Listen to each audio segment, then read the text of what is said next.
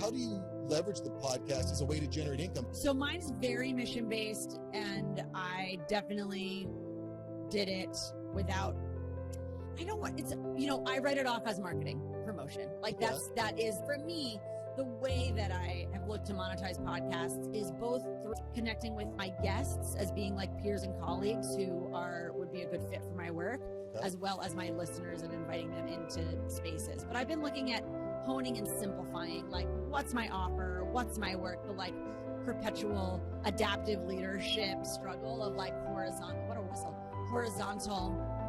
growth versus like vertical growth. Just being like, I've got a million solutions to a million problems, which is not helpful 10 years later. When people are like, so what do you do? And I'm like, well, yesterday I did this.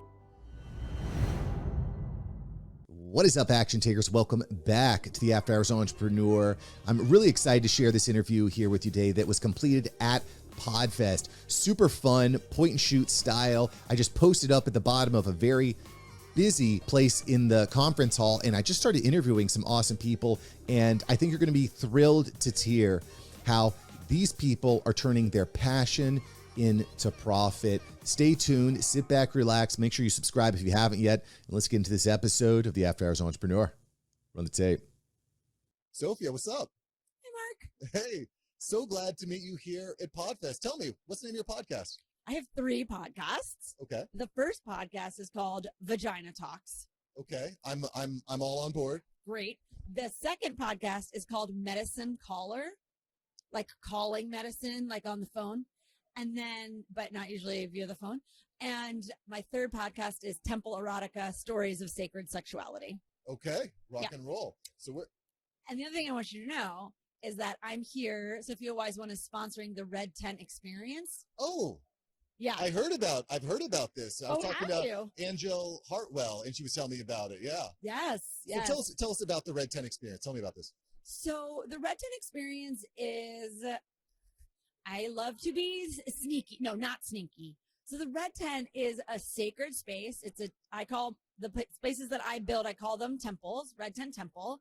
And it's a sacred space for people to hone, hear, relax their own soul, their own sacred energy, their own relaxation. I'm also just like a down regulation nervous system hack nerd, who's looks like brain waves and like, optimized revitalization techniques, like really, and all that stuff. So the Red Tent is where is the space, and it's very beautiful. It's billowing red fabrics, it's cushions, it's got matte floor. We've got a massage table we're doing Reiki sessions on. I created a game. It's called the Manual and Guide to Calling Medicine. And it's like spiritual teachings, but also activities, guided meditations, writing prompts, group games to hear ourselves think, to reclaim our body. I'm gone through my own journey, as so many of us have, to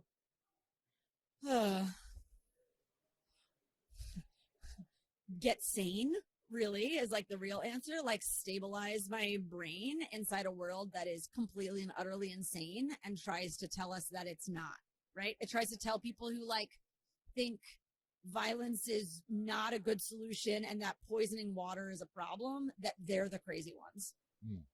Right. And so people who instinctually have a sense of like, you know what I think we should do? We should like take care of children and have clean water. And then we Sounds reasonable. Right. Sounds reasonable. Yeah. And yet so many of us that have said that and felt strongly, right, have been told like, you're too sensitive.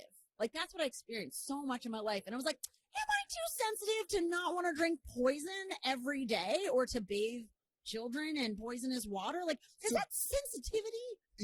It's not. And I think that part of the challenge, part of the issue that we have is a human race right now is the way that we interact, the way that we communicate, right? Yeah. Social media, there's 2 problems I have with social media. A, the conversations and the engagements that we have with other humans are very short. Right. It's like, if it's over 15 seconds, I can't be bothered. Sure. And you're talking about stuff like clean water and helping children. Like these are. And sacred sexuality. I'm talking about shame, trauma, like those are 2 that I bring up because I think they're the most obvious. But when you go into what the foundations of that, it gets very personal very fast. It's like the normalized abuse of like, no, it's okay. He can talk to me that way, or they can talk to me that way, or she can talk to me that way. And it's like, they're your boss, they're your parent, they're your child, they're your spouse. And it's like, no, it's not okay to talk to each other that way. That is incredibly damaging to our psyches, actually. And we're told that to be sensitive to abuse is like a problem. And so I literally cut you off in minutes. So well, yeah. So the problem, I think, and this is another problem with social media, is it's unavoidable. If you're on social media, if you're part of the public conversation, you cannot avoid ill-intentioned people. Right. So how do you balance being sensitive, being true to yourself, respecting yourself, but while also understanding that there's malicious forces out there that are constantly going to be, creeping in your DMs? I'm not a woman, so I don't get the types of DMs that some of my female friends do receive. Yeah. But that's a big challenge. I'm wondering, one of the reasons I really like podcasting is because we can have the deeper conversations. Yes, for sure. We can develop deeper relationships, both with guests, with ourselves. Yeah. Listeners. And with our listeners. Yeah. So I'm wondering, and I'm kind of laying this up. This question is actually quite the layup here. But tell me, what was the inspiration for you to start your podcast? Was it, I wanted to make money, I want to make a difference? Like, what was the... Sure. So I got into podcasting, as many people in the recent years. So I launched my first podcast in 2017, and I went to an event, and I had this idea of launching a podcast based off of my cards, off of my teachings, my 72 teachings from the game, from the deck, from the manual. And I went to an event and just made a great connection. And then I feel like I just got lost in the story. So I went to an event. So there's two things. I had this idea that hasn't happened yet, and it maybe will happen, and it's not a thing. But I went to an event to get booked on other people's podcasts. Okay. Yep. And by the end of that event, I was like, I will start my own podcast, which is like a very much a thing that happens, like warning and invitation, come to podcast conferences to get on other people's shows. It will work. And then you will likely want to make your own podcast. But I tell people to not do a podcast unless they can't not do a podcast. Sure. That's what I say. But I'm like, if you can't not do one, you should definitely do one. And if you think about it all the time, today's a great day. Take the action. You have to take the action. The flip side of that, Sophia, is running a podcast is a lot of work. Takes time, takes money, takes resource, energy. Expensive habit.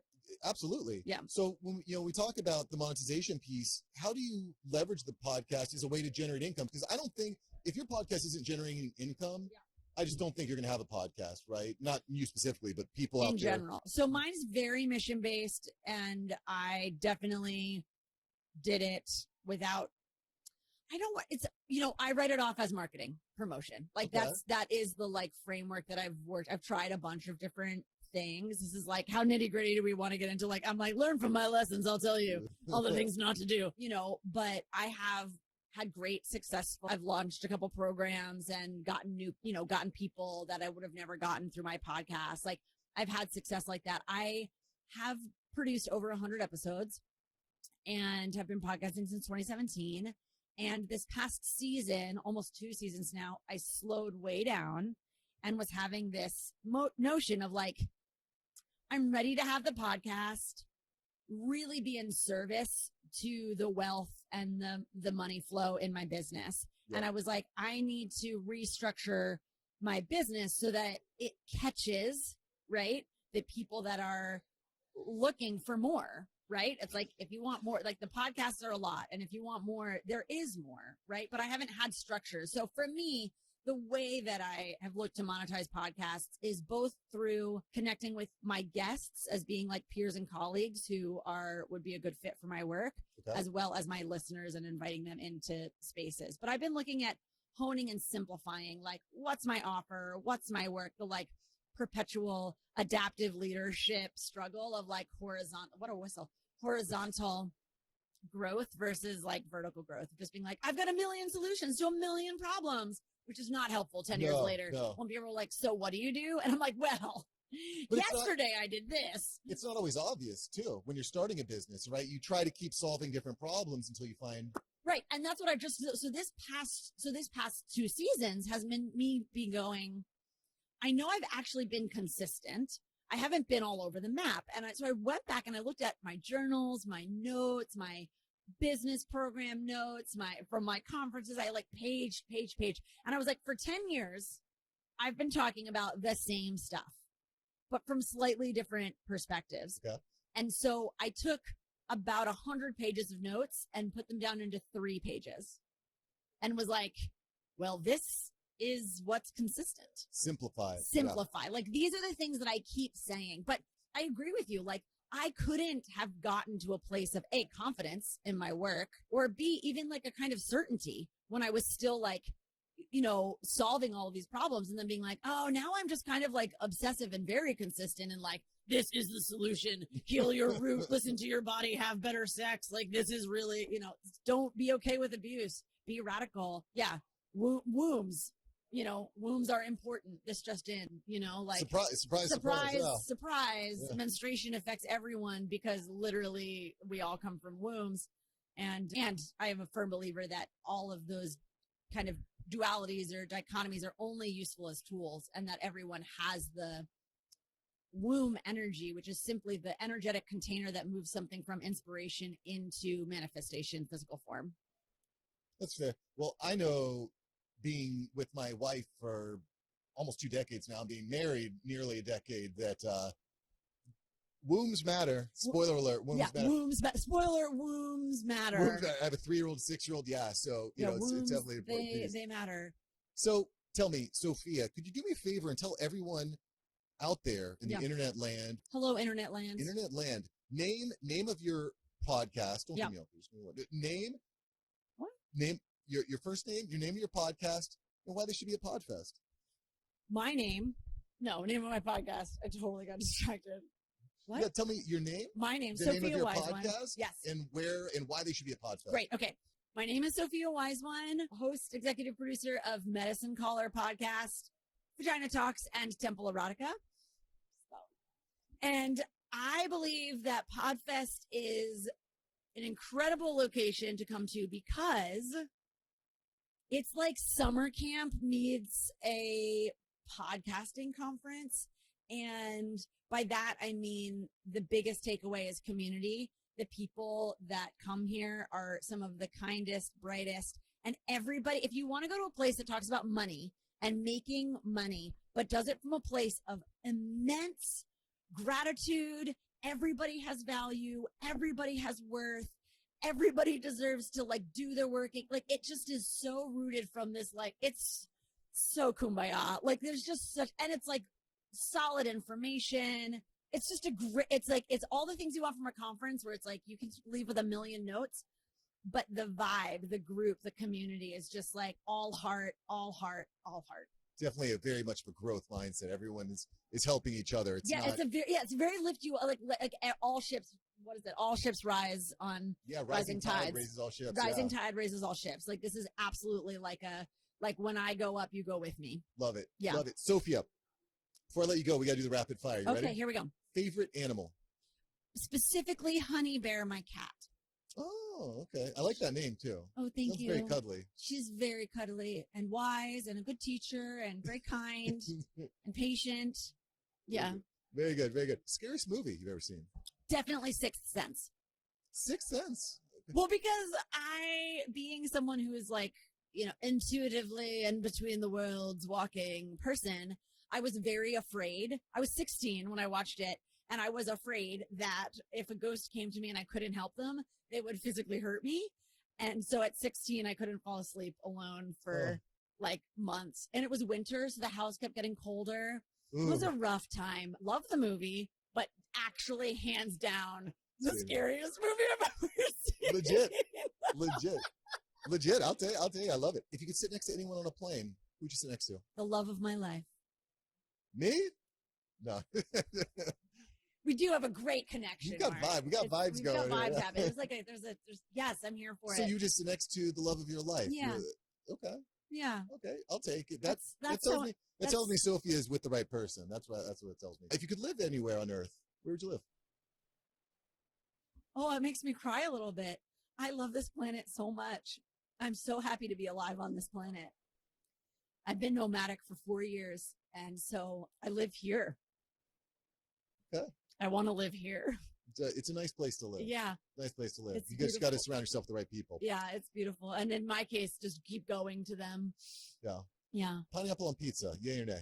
Oh, yeah, sure. Okay. Yeah. If you had the chance to go to space, would you go? Very likely, but depending on the circumstance. Good deal. Yeah. Sophia, if you had 10 seconds with yourself 10 years ago, Oh. what would you say? Oh my God, I'd scoop her up. Like I would just maybe wrestle her to the ground. I would just wrap my arms and limbs around her and just be like, you fucking got it. Like you fucking got it. Like just relax. It's not your fault. And hire help. Just pay people to do the shit you don't do well. You're not going to be any better at it 10 years from now. You're going to be so much better at all the stuff you really do. Just hire the people to help you. Powerful. Yeah. Powerful. Life-changing when you hire people. Smooch. Yeah. Life-changing. And I did hire people 10 years ago, but professionals, keep hiring people. Yeah. Do it. Just get more support. I'm really having this moment. What would I say to her? I'd 10 seconds is a brief time, I'd climb on her. I'd squeeze her. I'd say, you're good. No matter what, all the stuff that happens, you're good. It's okay. And yeah, something about the support. I don't know, but it's she did good. I don't know. I don't know if I tell her to do anything different. You know what I mean? Okay. Yes, get more support, but I could only take as much support as I could, But if I could say something to her and she believed me, it might be buy Bitcoin. You deserve. I tried twice, and the UX stopped me, and almost a decade ago now. Yeah, buy Bitcoin. Yeah, exactly. Buy Bitcoin, and then use that to fund professionals. You deserve the support and the vision. You're not wrong. You're not stupid. I probably would have told her you're ADHD and dyslexic, so please go get professional help and hire people who can proofread. It's a lot more. That's not 10 seconds. We're really having a long hang on this. I went deep. It really went deep here. This is. Yeah. Well, I do appreciate you being on the show, Sophia. I'm a professional, baby. That's how we do it. Love the story. Love the passion. And I just feel like we could go on for hours and hours talking about these topics. Yeah. Because, loving yourself, self-actualization doesn't get talked about enough. But I think that by starting a podcast, building a business, a lot of that can come with it. So, yeah. Sophia, thanks so much for joining the show. You are so welcome, Mark. Thank you for your beautiful work. Thanks for listening today. I hope you enjoyed this episode of the After Hours Entrepreneur. So many great people out there taking action. And I love sharing their stories with people just like you. And listen, if you're into podcasting, if you're trying to grow your podcast into something that can actually generate real revenue and real profit, let me help you. That's what I'm here to do. I've been working on this for over 5 years now, and I want to help you turn your podcast into profit. Click the link below and join the Podcast Mastermind community. It is very affordable, and it's designed to help you turn your podcast into money, into cash money. That's what we're going to help you do. So listen, click the link below. Let's connect. Thanks for listening to After Hours Entrepreneur today. And I'll catch you here next time. Go take action, all right? Peace.